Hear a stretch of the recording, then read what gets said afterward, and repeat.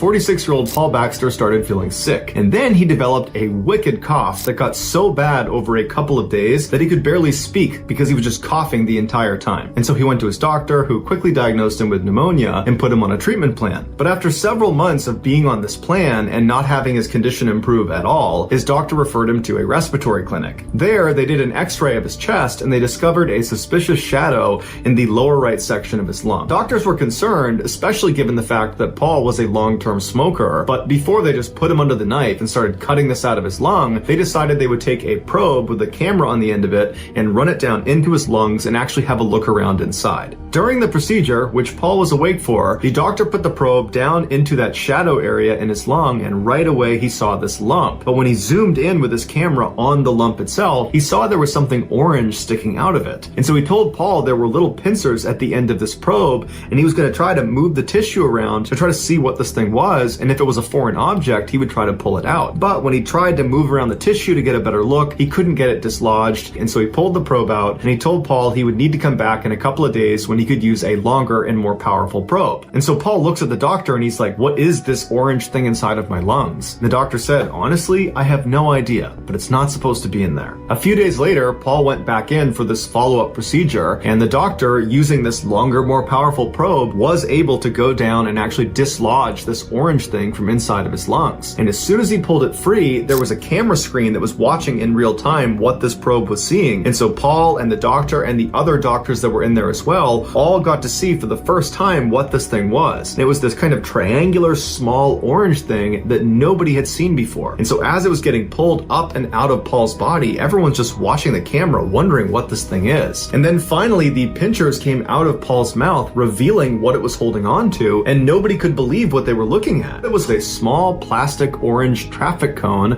from a child's play toy set. And as soon as Paul saw it, a memory came rushing back to him, and he told the doctors when he was 7 years old, he swallowed, or so he thought, a cone that looked an awful lot like this one. He hadn't swallowed it, he had inhaled it. And then somehow, for 40 plus years, he'd had no symptoms related to it until now when he developed that cough. Paul would say when he had this revelation in front of the doctors, there was a moment of silence, and then everybody just started cracking up laughing because none of the doctors had seen anything like it before and didn't really know how to react to it. And so Paul was allowed to keep his traffic cone, and after he left, his cough went away and he went back to normal.